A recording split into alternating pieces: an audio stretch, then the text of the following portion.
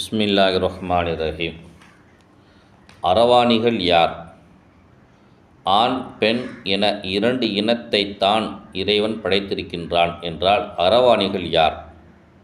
அவர்கள் எப்படி உருவானார்கள்?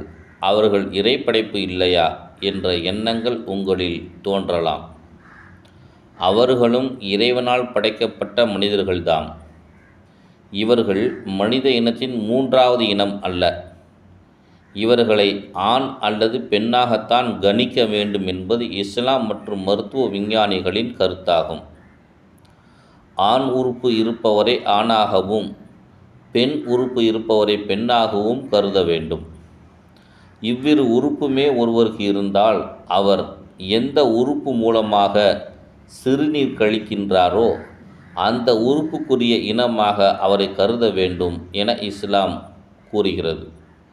ஆனால் இரண்டு உறுப்பும் இருப்பவர் மிக குறைவு. ஆண் உறுப்பும் பெண் உறுப்பும் இருந்து இரண்டிலும் சிறுநீர் வந்தால் அவரைத்தான் அரபு மொழியில் முஷ்கில், சந்தேகத்திற்கு உரியவர் என்று சொல்லப்படும். பொதுவாக அரவாணிகள் வாலிப வயதை அடைந்ததும் தாடி மீசை முளைந்தாலோ அல்லது அவரே ஒரு பெண்ணிடம் உறவு கொள்ளும் போது விந்து வெளியானாலோ அவரை ஆணாக கருத வேண்டும். அவருக்கு மார்பகம் அல்லது அதில் பால் அல்லது மாதவிடாய் அல்லது கருவுறுதல் அல்லது உறவு கொள்ளும் அளவிற்கான பெண் உறுப்பு இருந்தால் அவரை பெண்ணாக கருத வேண்டும். மேற்சொன்ன எந்த அடையாளங்களும் மிகுதமாக ஒருவரிடம் காணப்படாமல் இருந்தாலோ அல்லது ஆண் பெண்ணுக்கான தனித்த அடையாளங்கள் ஒருவரிடம் கலந்து காணப்பட்டாலோ அவரை முஷ்கில், சந்தேகத்திற்குரியவர் என்று கருத வேண்டும். அரவாணிகளின் தோற்றம் வேண்டுமானால் சற்று வித்தியாசமாக இருக்கலாம். ஆனால் அவர்களை ஆணா அல்லது பெண்ணா என்று இன்றைய நவீன உலகில் பிரித்து அறிவித்துவிட முடியும்.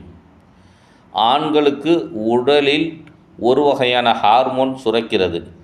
அது அதிகமாக சுரப்பதால் தான் அவர்கள் ஆண்களாக இருக்கிறார்கள். அவ்வாறே பெண்களுக்கு அவர்கள் உடலில் ஒரு வகையான ஹார்மோன் சுரக்கிறது. அது அதிகமாக சுரப்பதால் தான் அவர்கள் பெண்களாக இருக்கிறார்கள். எனவே அரவாணியாக இருக்கும் ஒருவரின் இரத்தம் மற்றும் சிறுநீர் எடுத்து ஆய்வு செய்தால் அவரில் ஆணுக்குரிய ஹார்மோன் அதிகமாக சுரக்கிறதா, பெண்ணுக்குரிய ஹார்மோன் அதிகம் சுரக்கிறதா என்று தெரிந்துவிடும்.